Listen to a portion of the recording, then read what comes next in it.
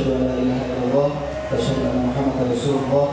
Allahumma shalli ala Muhammad wa ala ali Muhammad. Alhamdulillah, segala puji bagi Allah yang telah dan masih memberikan kita kenikmatan hingga hari ini kita bertemu di majelis kajian dakwah yang kondisi yang sehat walafiat dan kondisi iman dan Islam terutama. Kemudian salawat dan salam semoga tercurah pada junjungan besar kita Nabi Muhammad Sallallahu Alaihi Wasallam serta keluarga beliau, para sahabat, kemudian tabi'in dan juga kemudian semoga kita menjadi bagian dari umatnya hingga mendapatkan syafaatnya di yaumil akhir. Amin. Hadirin Bapak Ibu rahimahullah, alhamdulillah malam hari ini kita dipertemukan di majelis dakwah yang kesekian kalinya, dan nanti insyaallah kita akan mendengarkan bersama tausiah materi mengenai sabar. Tapi sebelumnya alangkah baiknya kita mulai bersama majelis ini dengan membaca basmalah bersama-sama. Bismillahirrahmanirrahim. Semoga berkahan dan rahmat Allah senantiasa ada di majelis ini dari awal sampai akhir nanti. Berikutnya langsung saja pada video harus ke Alfian kami persilakan. Bismillahirrahmanirrahim. Assalamualaikum warahmatullahi wabarakatuh. Alhamdulillahi nahmaduhu wa nasta'inuhu wa nastaghfiruh wa na'udzu billahi min sururi anfusina wa sayyiati a'malina. May yahdihillahu fala mudilla lahu wa may yudlilhu fala hadiya lahu. Asyhadu an la ilaha illallah wahdahu la syarika lahu wa asyhadu anna Muhammadan abduhu wa rasuluh la nabiyya wa la rasula ba'dah. Allahumma salli wa sallim wa barik ala nabiyyina Muhammadin wa ala alihi wa ashabihi ajma'in wa man tabi'ahum bi ihsanin ila yaumiddin. Wa qala Allah ta'ala ya ayyuhalladzina amanu taqullaha haqqa tuqatih wa la tamutunna illa wa antum muslimun. Rabbi shrah li sadri wa yassir li amri wahlul 'uqdatam min lisani yafqahu qawli. Allahumma la sahla illa ma ja'altahu sahla wa anta taj'alul hazna idza syi'ta sahla. Rabbi zidna ilman warzuqna fahman amma ba'd. Bapak Ibu dan saudaraku sekalian, puji dan syukur mari kita panjatkan kehadirat Allah Subhanahu wa taala, di mana atas limpahan nikmatnya di sore menjelang malam ini Allah pertemukan kita dalam majelis taklim, dalam majelis ilmu yang semoga dengannya Allah bukakan pintu hidayahnya kepada kita. Allah berikan kepada kita pahala yang berlipat ganda. Allah gugurkan dosa dan kesalahan kita, serta Allah tinggikan derajat kita di akhirat nanti. Amin ya rabbal alamin. Salawat serta salam mari senantiasa kita mohonkan agar tercurah dan terlimpah kepada uswah hasanah kita Rasulullah Muhammad sallallahu alaihi wasallam, keluarganya, para sahabatnya, dan semoga kita juga termasuk di dalamnya mendapatkan syafaat beliau di hari akhir kelak. Amin ya rabbal alamin. Baik, tema kita ini tentang sabar. Bapak Ibu, pernah enggak ketika jenengan curhat kepada teman, curhat kepada saudara, curhat kepada tetangga, jawabannya yo sing sabar? Pernah enggak? Sering. Kalau jenengan dinasehati seperti itu, jenengan seneng nopo mangkel?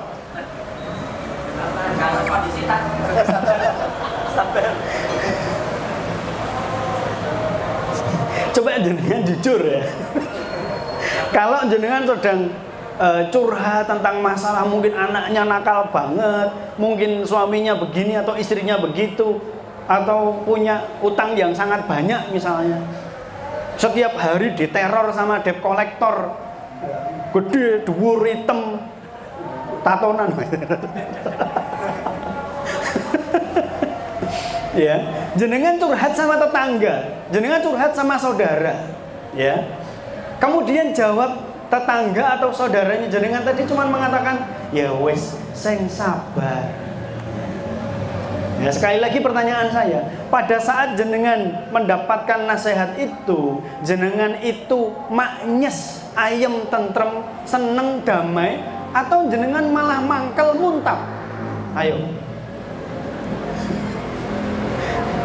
Halo, ini sedang makan semua?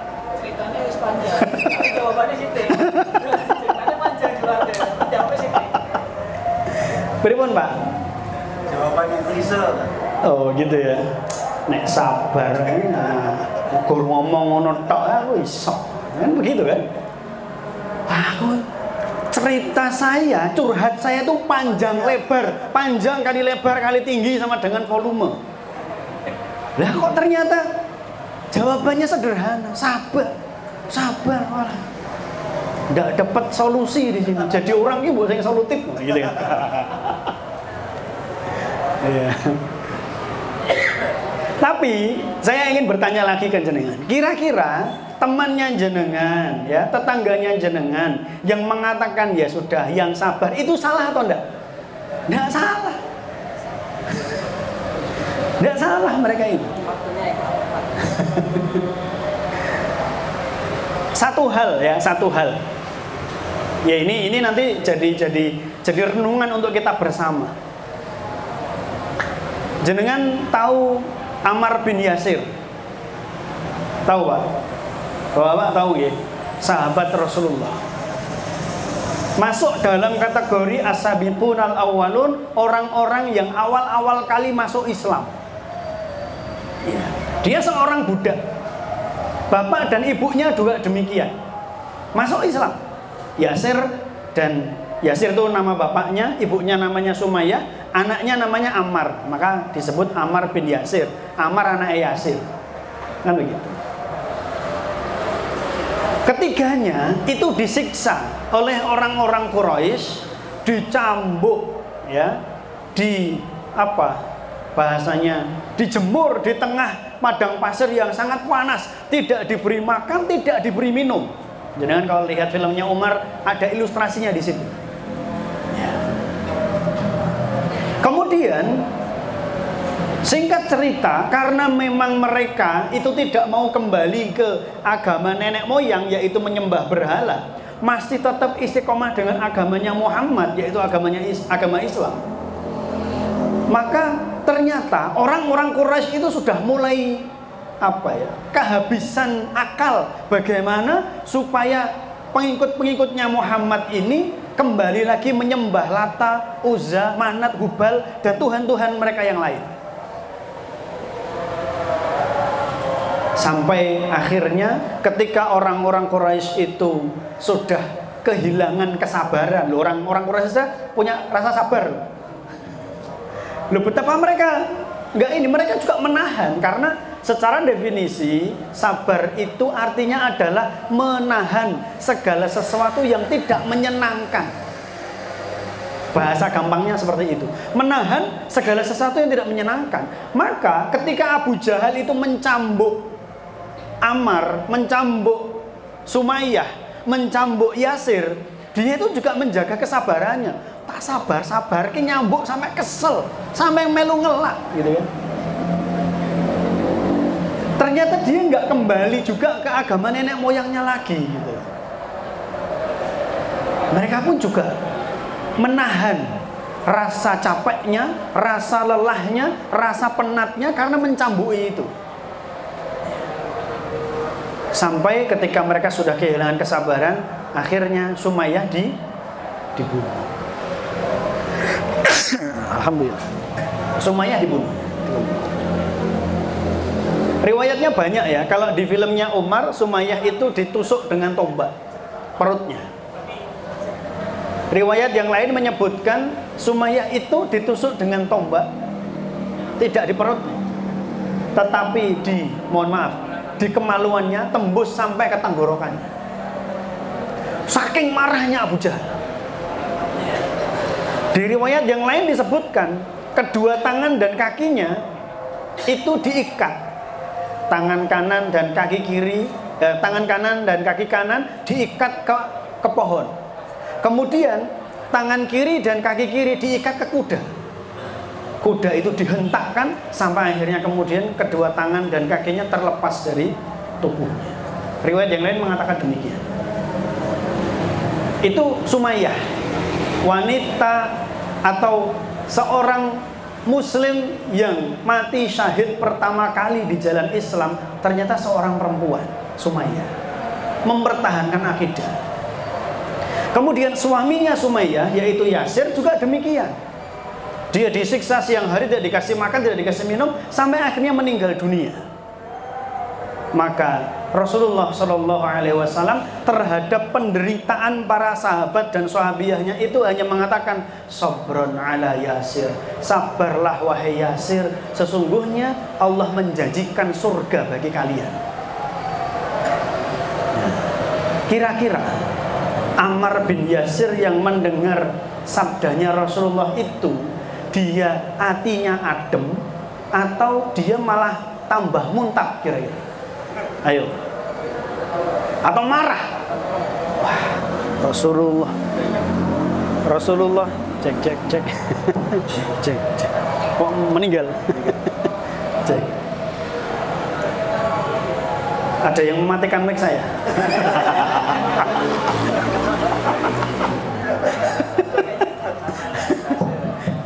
Oh. Jadi apa namanya? Apakah kemudian Ammar bin Yasir kemudian, halah Rasulullah ngono garek ngomong penak, orang ngrasake sing tak rasake. Apakah Yasir mengatakan demikian? Ammar bin Yasir mengatakan demikian? Kan tidak. Jadi Bapak Ibu dan saudaraku sekalian, sebetulnya sabar itu merupakan sebuah nasihat. Memang seorang mukmin itu harus bersabar terhadap ujian yang dia alami. Nah, saya ingin mencoba untuk membahas pokok bahasan kita ini, sabar ini, melalui sebuah sudut pandang yang jarang, kayaknya ya, sepertinya jarang dibahas oleh para dai. Saya barusan mendapatkan kajiannya ini kemarin hari Jumat, jadi saya hangat. Di dalam ensiklopedia Al-Quran disebutkan bahwasanya kata sabar itu disebutkan atau diulang oleh Allah Subhanahu wa Ta'ala, diucapkan oleh Allah Subhanahu wa Ta'ala di dalam Al-Quran sebanyak 103 kali. Jadi jenengan kalau nanti di dalam Al-Quran mendapati kata sabar, termasuk tadi yang dibacakan ya, mulai dari Quran surat Al-Baqarah ayat 154 kalau nggak salah tadi, di situ ada kata sabar di situ. Wasta'inu bis-sabri was-salah dan seterusnya. Kata sabar di dalam Al-Quran disebutkan sebanyak 103 kali. 103 kali itu tersebar pada 46 surat. Al-Quran kan ada 114 surat. Nah, kata sabar itu tersebar di 46 surat. Dari 46 surat itu, kan kita tahu Al-Quran itu diturunkan di Mekah dan di Madinah. Ayat Quran yang diturunkan di Mekah disebut surat atau ayat Makkiyah. Sedangkan ayat atau surat yang diturunkan di Madinah disebutkan dengan surat Madaniyah. Coba saya mau tanya, dari 46 surat yang menyebutkan kata sabar tadi, lebih banyak mana kata sabar itu banyak disebutkan di Mekah atau banyak disebutkan di Madinah? Ternyata kata sabar itu banyak Allah Subhanahu wa Ta'ala sebutkan di Quran atau ayat-ayat atau surat-surat yang diturunkan di Mekah. Kenapa demikian? Jadi dari 46 surat yang menyebutkan kata sabar itu, ternyata 29 surat diturunkan di Mekah dan yang 17 diturunkan di Madinah. 29 banding 17, lebih banyak 29, yaitu yang di Mekah. Berarti Bapak Ibu dan saudaraku sekalian, berartinya saya simpan untuk nanti. Masih ada satu cerita lagi. Kita mendapati sesuatu yang berbeda, penyikapan Rasulullah terhadap kejadian yang dialami oleh sahabat. Satu kejadian terbunuhnya Sumayyah, terbunuhnya Yasir, ya, yang ada di Mekah. Dan kisah atau kejadian ketika Rasulullah SAW pada tahun kelima Hijriah, kalau saya tidak salah ingat, ketika beliau dan beberapa orang sahabat hendak melaksanakan ibadah umroh ke Baitullah, padahal Rasulullah kan sudah hijrah ke Madinah. Lah kalau mau menjalankan ibadah umroh kan harus ke Mekah, sementara Mekah masih dikuasai oleh orang-orang kafir Quraisy. Maka Rasulullah beserta, kalau tidak salah ya, sekitar 70 orang sahabatnya, nanti bisa dicek ya, berangkat menuju ke Mekah memakai pakaian ihram, ya, bersiap untuk melaksanakan ibadah umroh. Sehingga ketika di tengah perjalanan Rasulullah memutuskan untuk istirahat sebentar, ya. Kemudian Rasulullah memerintahkan kepada salah seorang sahabatnya untuk pergi berangkat ke Mekah terlebih dahulu, memberikan kabar. Apa kabarnya? Sampaikan kepada para pemuka Quraisy di Mekah bahwasanya kami sejumlah sekian puluh orang itu hendak pergi ke Mekah dalam rangka untuk menjalankan ibadah umroh. Kami tidak ingin berperang, kami tidak ingin menyerang, jadi tolong jangan ganggu kami. Jadi wajar ya, zaman dulu belum ada WA. Maka yang diutus adalah sahabat untuk pergi ke Mekah, memberikan kabar. Supaya apa? Supaya tidak muncul kecurigaan. Loh, itu Muhammad datang dengan sekian puluh orang, ayo bersiap-siap. Lah nanti kalau sudah dipanai dari jauh kan susah, sudah dilempari tombak dari jauh kan susah. Maka diutuslah seseorang untuk pergi ke Mekah, memberi kabar dulu biar tidak salah paham. Ya. Siapa yang diutus? Utsman bin Affan.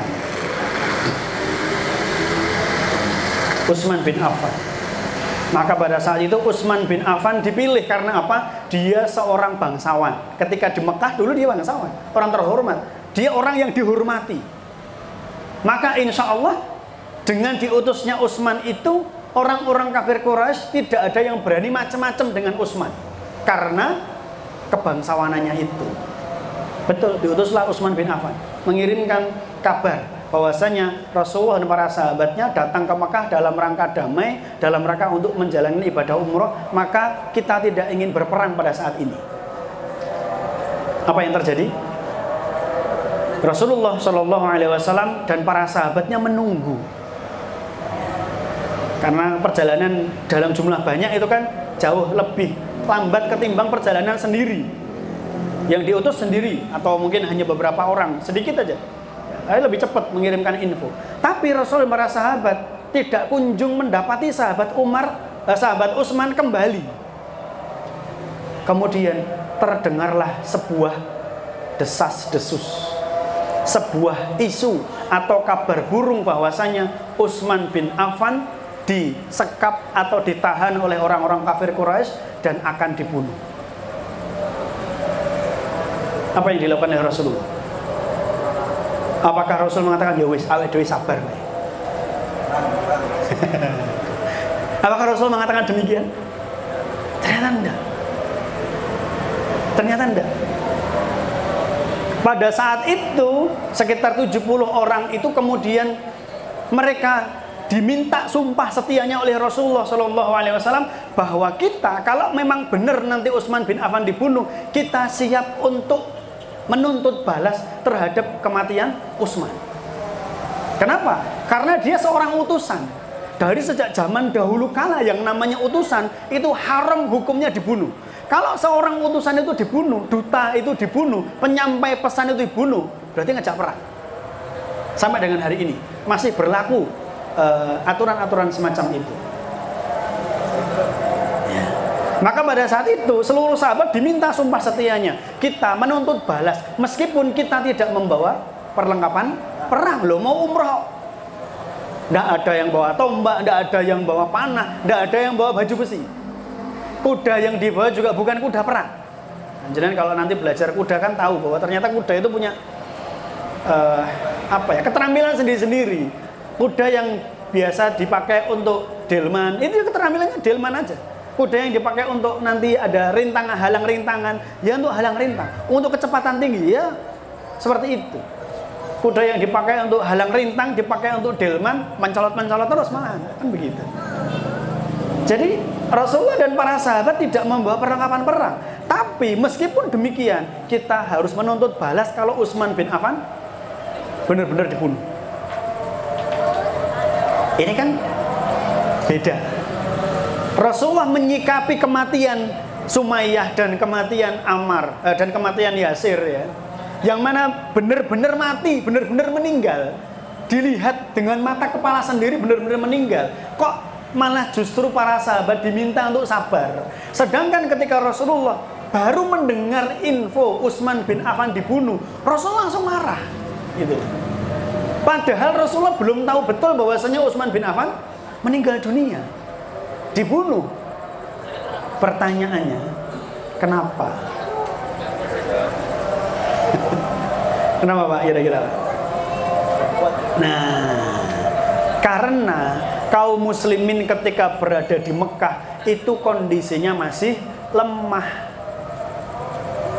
sehingga terhadap penyiksaan, intimidasi yang dilakukan oleh orang-orang Quraisy pada saat itu, Rasulullah membuat sebuah strategi, yang mana strategi ini ya tentunya dibimbing oleh Allah Subhanahu wa taala, ya. Sabar. Tahanlah tangan-tangan kalian, jangan bales. Di situ. Karena apa? Kondisi kita masih lemah. Kita belum punya kekuatan untuk membalas itu. Sedangkan ketika Rasulullah sudah berada di Madinah, apalagi tahun kelima itu kan berarti sudah terjadi perang Badar, sudah terjadi perang Uhud, kan begitu kan? Rasulullah sudah punya kekuatan. Lah mbok Quraisy ngajak perang ini tak layani. Cuman sekarang kita lagi nggak pengen perang, kita lagi ingin melaksanakan ibadah umroh. Maka dalam kondisi yang sudah kuat semacam itu, kok ternyata utusannya dibunuh. Oh, itu harga diri sebuah negara. Kan begitu. Utusan diperintahkan untuk menyampaikan sebuah pesan, tapi ternyata malah dibunuh. Oh, itu penghinaan terhadap institusi atau kedaulatan sebuah negara. Maka Bapak Ibu dan saudaraku sekalian, maka ayat-ayat yang berkenaan dengan sabar lebih banyak diturunkan di Mekah. Bukan berarti ketika di Madinah Allah tidak memerintahkan para sahabat untuk bersabar. Tidak, tetap diperintahkan bersabar. Ya buktinya ada 17 surat yang menyebutkan kata sabar di sana. Cuman memang dosisnya lebih banyak ketika berada di Mekah. Ini kalau terkait dengan masalah al-quwwah atau kekuatan. Tetapi berkaitan dengan yang lain, ya, tadi ya sempat saya sindir. Ternyata Abu Jahal pun ketika menyiksa para sahabat Rasulullah pada saat mereka sangat-sangat istiqomah dengan keimanannya, ternyata Abu Jahal pun sampai kehilangan kesabaran. Loh, berarti mereka juga sabar? Iya, karena memang definisi sabar itu apa tadi? Menahan segala sesuatu yang tidak sesuai dengan keinginan dia. Maka Imam Syafi'i rahimahullahu ta'ala pernah menceritakan tentang seorang yang sudah berusia lanjut, yang berumur 90 tahun. Dia itu rela berjalan kaki dengan tidak memakai alas kaki. Karena tidak punya sendal, tidak punya sepatu, rela berjalan kaki tanpa alas kaki 90 tahun, Pak. Mendatangi para penyanyi-penyanyi wanita yang ada di Madinah untuk diajari nyanyi. Sementara dia kalau sholat itu sambil duduk. Bayangin, Pak. Ngeri ya? Dan kalimat yang disampaikan oleh Imam Syafi'i, orang tua ini begitu sabar datangi penyanyi wanita satu persatu, ya, tidak pakai alas kaki, usianya 90 tahun. Sementara kalau dia sholat, duduk sholatnya, tidak mampu berdiri. Oh iya, Jan. Jadi kalimat yang dipakai oleh Imam Syafi'i adalah si kakek 90 tahun ini begitu sabarnya dalam rangka untuk bermaksiat. Maka sekarang sebetulnya kata sabar itu bermakna umum, baik untuk kebaikan maupun keburukan. Karena secara bahasa artinya adalah menahan diri dari segala sesuatu yang tidak disukai oleh dirinya. Maka berjalan kaki tanpa alas kaki di siang hari yang panas itu melelahkan, panas sekali. Tapi dia itu direwangi keroyo-royo untuk melakukan perbuatan dosa dan maksiat. Coba saya tanya, orang yang suka mengkonsumsi narkoba, apakah narkoba yang dia konsumsi itu gratis? Enggak, beli. Harganya berapa, Mas? 1,6. 1,6? 1 gram sabu 1,6. Oh, 1 gram sabu 1,6. Ada yang lebih murah? 1,6 juta. Bisa dipakai berapa kali, Mas? Seminggu. Seminggu 1,6 juta, Pak. Lah nek kita 1,6 mending dipakai untuk menafkahi istri, menafkahi anak. Untuk makan, untuk bayar sekolah, kan begitu kan? Untuk beli kuota karena sekolahnya online, kan begitu kan? Nah, tapi mereka itu rela ya mengeluarkan uang 1,6 juta untuk mengkonsumsi narkoba. Jadi begitu sabarnya mereka mengeluarkan hartanya keroyo-royo, belum lagi nanti belinya harus mumpet-mumpet mengkonek ketahuan polisi dan seterusnya. Ketika mereka nanti misalnya ditangkap, mereka diinterogasi, ya sabar dengan interogasinya itu. Loh, di kampelangnya ayo ngaku tunggu neng di, ya diam aja, gitu kan? Diam aja, dipukuli dia, diam aja. Dia sabar menerima pukulan dari polisi tadi. Ya. Belum lagi nanti di penjara, ya dia mencoba untuk menahan hawa nafsunya untuk tetap bisa di situ. Jadi ternyata Bapak Ibu dan saudaraku sekalian, melakukan amal kebaikan maupun amal keburukan ternyata sama-sama butuh modal sabar. Ya kan? Butuh modal waktu, modal tenaga, modal pikiran, strategi gitu kan, kesabaran, bahkan uang. Maka ya begitulah yang ada di sekeliling kita. Kadangkala orang itu kok yo gelem-gelem, mungkin kita yang sudah terbiasa ikut majelis taklim, terbiasa dalam ketaatan kepada Allah, berpikir kepada orang-orang yang suka melakukan hal-hal yang buruk itu. Malam-malam direwangi jam 11 malam itu pergi ke klub malam. Kemudian ya entah nyanyi-nyanyi, joget-joget, minum-minuman keras, mengkonsumsi narkoba, pulang jam 4 pagi, jam 5 pagi baru tidur. Habis itu nanti jam 8 harus berangkat kerja lagi. Dalam otak kita mengatakan, kok yo kuat ya, kayak gitu ya. Sabar dia. Kok ya sabar menjalani hidup yang seperti itu.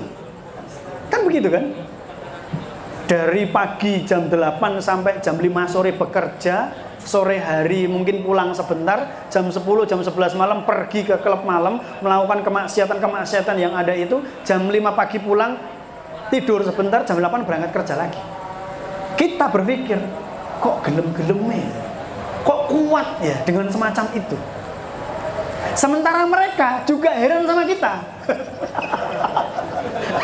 Bener gak? Mereka tuh heran sama kita. Kok yo gelem ya, sedino ping 5 moro ning masjid. Aku ora betah. Lah kok Jumatan seminggu sekali saja. Hawa niki pengennya mangkatnya paling keri, balik paling gasi. Entuk sego paling dhisik dhewe. Nah, gitu. Ada Jumat berkah. Lah berangkatnya terlambat kok, mosok pulangnya terlambat. Ya berangkatnya terlambat, jangan sampai pulangnya terlambat. Berangkatnya terlambat, ya pulangnya gasi. Biar enggak terlambat 2 kali. Jadi berangkatnya paling akhir, terlambat, sementara pulangnya paling awal. Ngambil nasi yang casingnya paling bagus. Iki sego kotake apa ya? Warna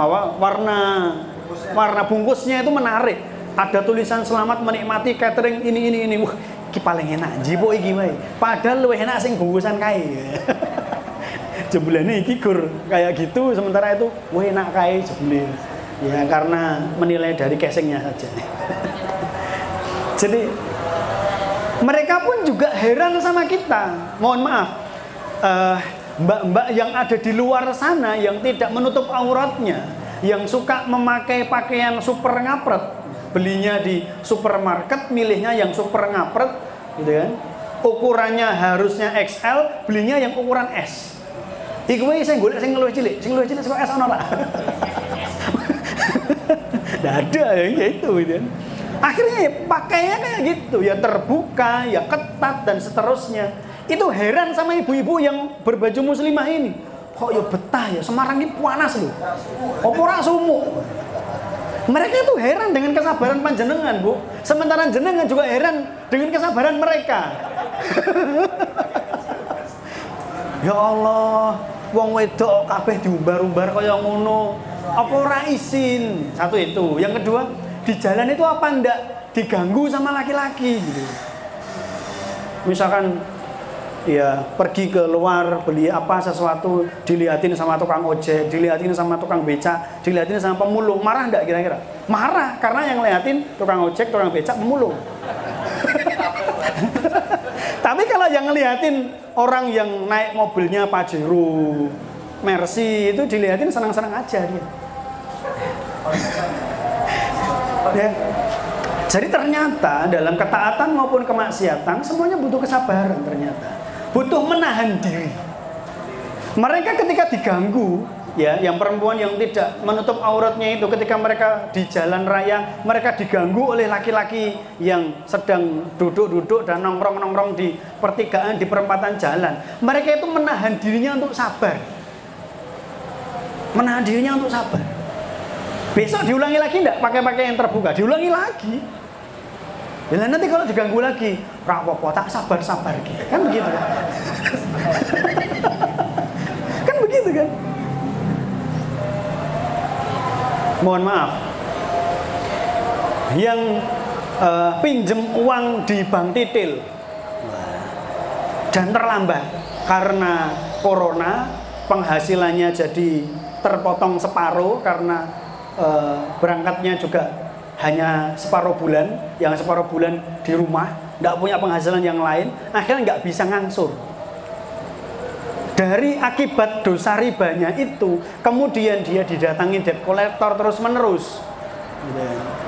Kemudian ketika tetangganya mengatakan, "Lho sampean ki opo ora sumpek to sampe dina ditekani debt collector?" "Ra apa-apa, Mbak, tak sabar-sabar." Kan begitu kan? Ya memang begitu. Jadi ternyata dalam perbuatan maksiat pun mereka juga menahan diri. Sebetulnya mereka tidak suka, tapi ya bagaimana lagi? Sebuah konsekuensi dari sebuah sikap, sebuah konsekuensi dari sebuah keputusan. Ya. Maka Bapak Ibu, berarti bagi orang-orang beriman seharusnya menempatkan sabar itu pada tempatnya. Sabar ini harus kita tempatkan pada ketaatan kepada Allah. Bukan ketika maksiat kemudian ada resiko atau konsekuensi yang muncul, kemudian kita mengatakan ya udah saya sabar-sabarkanlah. Nah kamu kan udah bermaksiat, ya gimana lagi? Ya. Jadi Bapak Ibu dan saudaraku sekalian, orang mukmin itu memang dituntut untuk bersabar. Sampai kapan? Sampai kapan, Pak?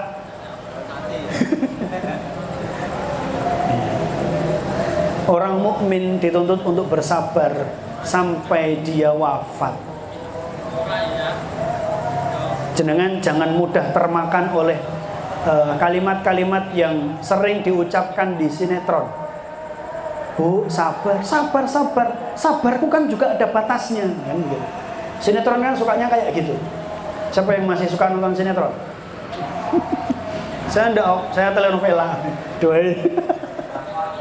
Drakor ya. Sabar itu ya sabar, tapi kan ada batas ya. Iya, batasnya itu kalau sudah mati. Sehingga nanti ketika malaikat yang menjaga pintu surga, pintu jannah, membukakan pintu dan dia mengucapkan salam kepada kita, salamun alaikum bima sobartum. Keselamatan kepada kalian atas kesabaran kalian. Kan begitu kan? Jadi ternyata dari kalimat yang diucapkan oleh malaikat ini, kita bisa mengambil sebuah pelajaran bahwasanya orang-orang beriman itu nanti diberikan salam kesejahteraan oleh para malaikat yang membuka pintu surga. Salamun alaikum bima sabartum, keselamatan, kesejahteraan atas kalian, atas kesabaran kalian ketika di dunia. Kesabaran dalam hal apa? Kesabaran dalam menjalankan perintah Allah. Kesabaran dalam mengekang diri, meninggalkan apa yang diharamkan oleh Allah. Kan begitu. Kita itu nonton sepak bola final Liga Champion antara Liverpool dengan siapa kemarin? Final Liga Champion 2020 yang dimenangkan oleh Liverpool itu kemarin Liverpool sama siapa? Nggak tahu ya? Sama? Nggak tahu ya. Saya juga rotok lali. Ngerti ini ya menang Liverpool gitu atau ya. Coba sepak bola itu berapa jam? 2 kali 45 menit tambah iklan dan lain-lain ya 1,5 jam plus iklan ya kurang lebih sama komentatornya kurang lebih 2 jam. Nonton sepak bola 2 jam itu kuat. Tapi baca Quran 2 jam kuat enggak? Nah itu. Itu.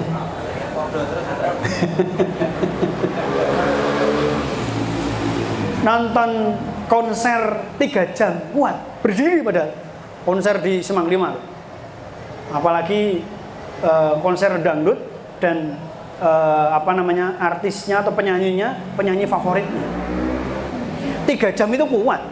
Bahkan acaranya jam 7 malam, jam 3 sore itu sudah berangkat. Kan begitu tuh. Tapi ketika sholat malam, qiyamul lail, sholat tahajud 3 jam kuat dah. Wah, insya Allah saya kuat 3 rakaat witir. Iya, 3 rakaat witir. Jadi ya begitu ya. Memang disitulah hawa nafsu kita dituntut untuk bersabar terhadap ketaatan kita kepada Allah, gitu kan? Atau hawa nafsu kita dituntut untuk bersabar dalam rangka menghindari apa-apa yang Allah haramkan. Contoh, tetangga kita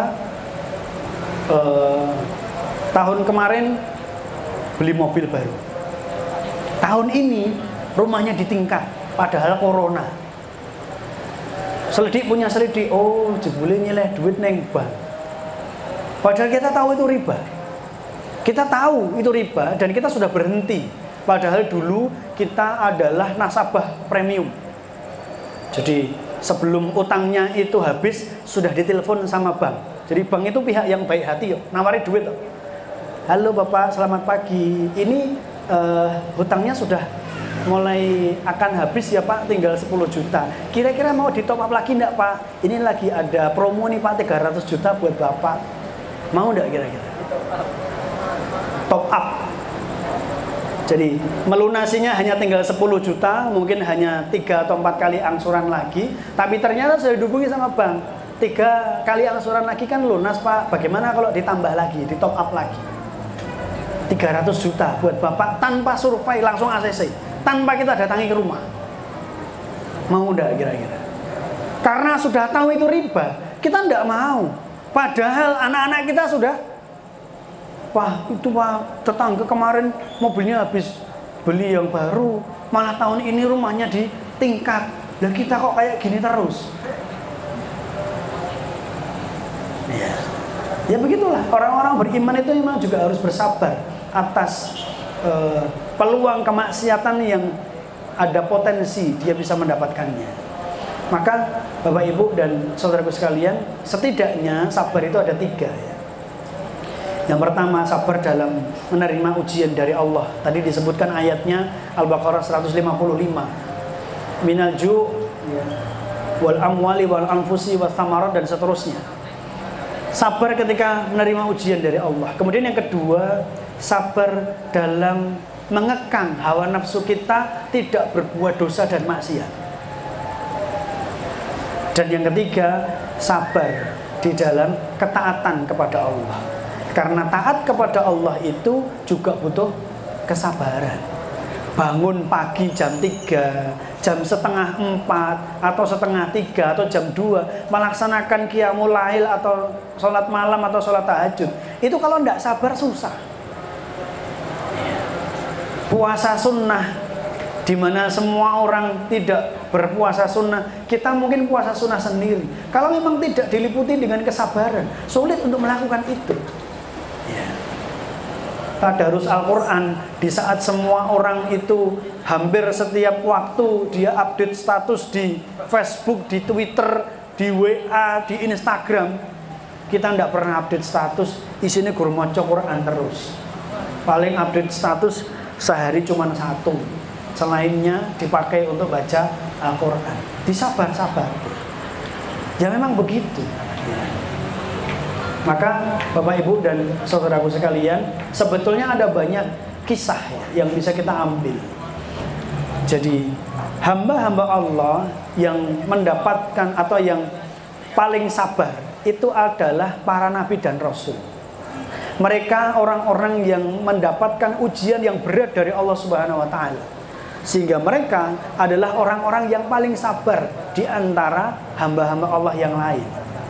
Di antara nabi dan rasul itu ada 5 nabi dan rasul yang lebih sabar atau yang paling sabar di antara para nabi dan rasul itu, yaitu rasul ulul azmi. Siapa saja? Nabi Nuh, Nabi Ibrahim, Nabi Musa, Nabi Isa, Nabi Muhammad SAW. 5 nabi dan rasul ini adalah nabi dan rasul yang mendapatkan ujian paling berat dari Allah. Maka penting bagi kita untuk mengkaji dan mentadaburi apa-apa saja kisah-kisahnya, apa-apa saja halangan dan rintangan dakwahnya, supaya kita bisa menjadikan kisah dan periode hidup mereka sebagai sebuah ibrah dan pelajaran. Doakan. Maka Bapak Ibu dan saudaraku sekalian, mari ya, banyak kisah dari para nabi dan rasul yang bisa kita ambil hikmahnya. Banyak kisah dari kalangan para sahabat Rasulullah SAW yang juga bisa kita ambil hikmahnya. Dan juga banyak ayat di dalam Al-Quran yang menjelaskan tentang kesabaran, termasuk para ulama yang menjelaskan tentang kesabaran-kesabaran itu. Semoga Allah berikan kepada kita kemudahan dan keistiqomahan untuk menjadi hambanya yang bersabar terhadap segala yang diputuskan untuk kita, baik itu berupa ujian dan cobaan. Kemudian diri kita juga bisa bersabar dalam menghindari perbuatan dosa dan maksiat, dan juga diri kita bisa bersabar di dalam ketaatan kepadanya. Amin ya rabbal alamin. Kita akhiri dengan kafaratul majlis. Subhanakallahumma wa bihamdika asyhadu an la ilaha illa anta astaghfiruka wa atubu ilaik. Semoga bermanfaat. Wabillahi taufiq wal hidayah. Assalamualaikum warahmatullahi wabarakatuh.